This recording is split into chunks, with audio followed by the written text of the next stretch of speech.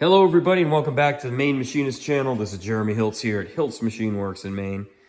I am doing a shop task for myself today, and we are going to be fabricating a new way to hold our switch, our on-off switch for this lathe. This is the Logan 922 lathe that I have here, my small machine.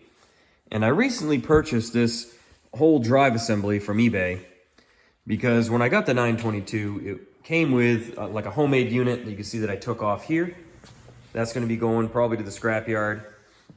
And I have now an original unit. The way that the unit's supported is by a leg. And that was shop made here. And we're going to build off of the plate that the motor sits on here. And we're going to use square tubing to come off of here. We're going to come out about 5 inches. We're going to come straight up, maybe, I don't know, 27 or 28 inches. And then we'll build towards the operator side. And my goal is to have the switch so I don't have to reach over the chuck with my left hand all the time.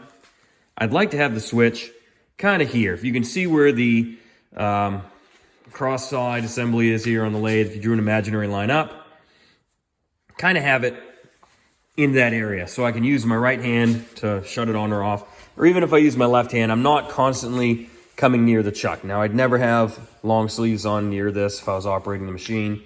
But still, it's just a good habit to have the switch somewhere where I'm not constantly reaching over the chuck. So let's get started. I have some square tubing I ordered, and it came in today. Let's get going. I have a mark there in the square tubing. Let's cut this thing to length, and then we're going to bring it to the bandsaw, cut up some smaller pieces.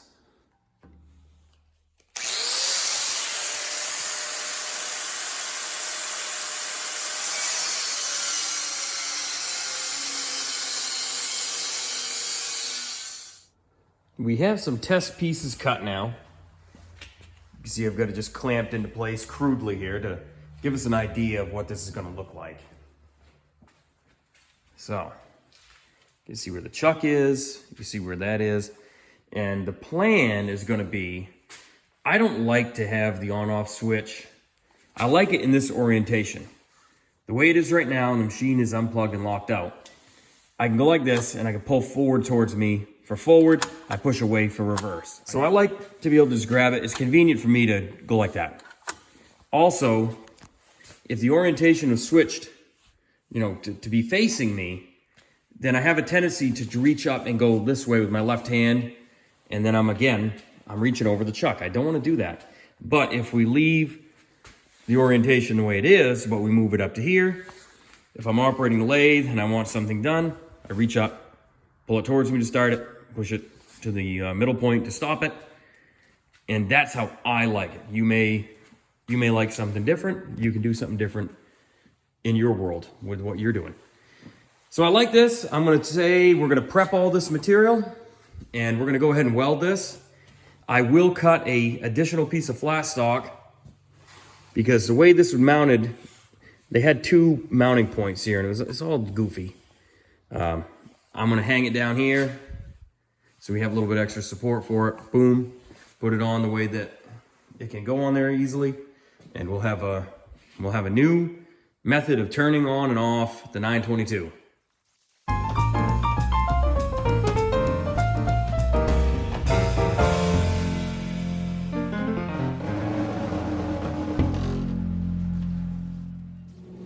We've got 2 pieces here. We have the tall piece and the part that's going to mount.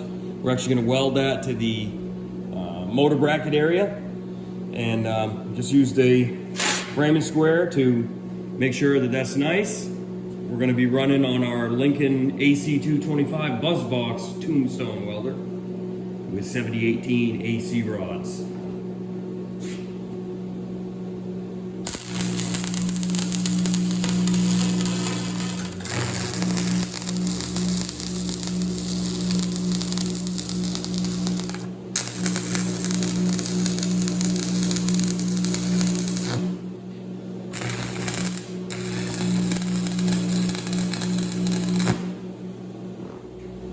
And we're going to throw a clamp on here.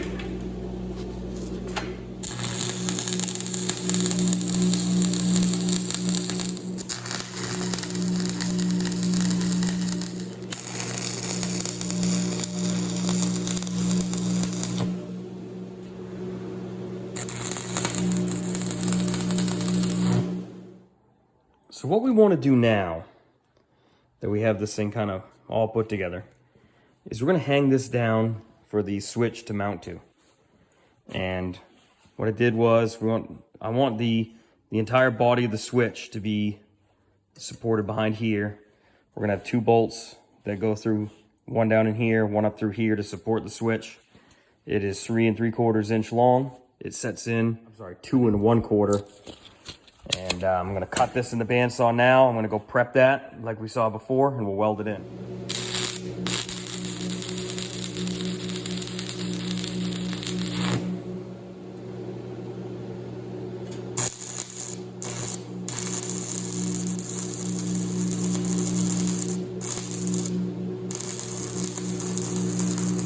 I did not weld here because I don't want there to be anything that's, you know, above flush with these. I did use the grinder on this a little bit. I was kind of embarrassed about how that weld came out. But for what this is, we're okay with that. Now, I've marked these out where I need the center punch because this is where the 2 bolts are going to go through to mount that switch. So let's do that now. And I'm going to drill it a little bit larger than the 1/4 inch bolt so we have a little bit of wiggle room.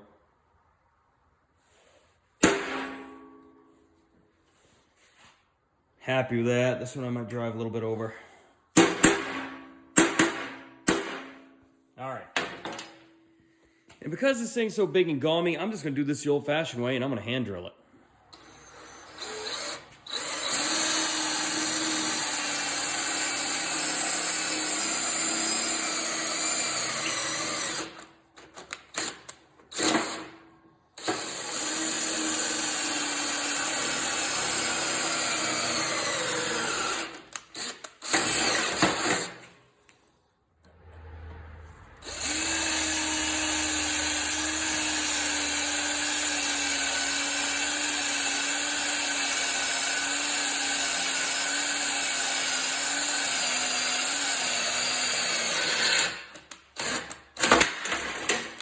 Now let's check our progress.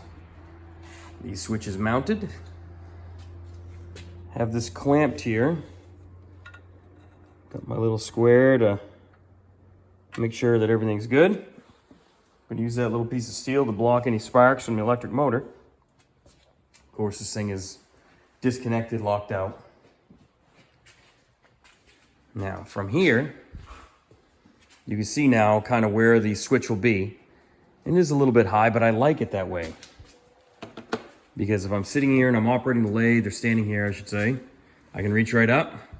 Keeps my arm and everything well away from the work, but it's not uncomfortable.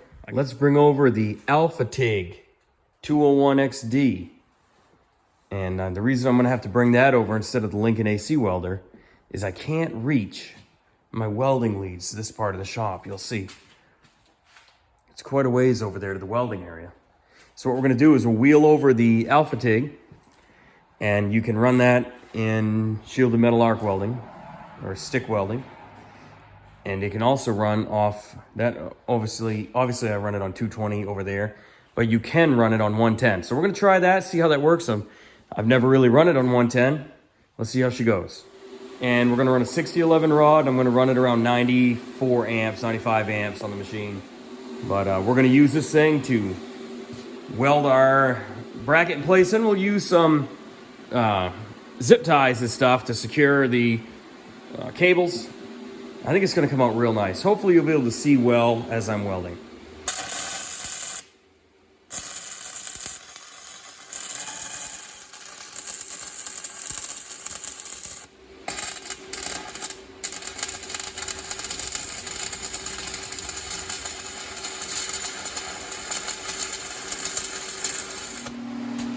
Okay, so what do you think of the setup? This is the finished product. Let's get the carriage out of the way. You can see everything well. I no longer have to reach right here by the chuck. I can come up here.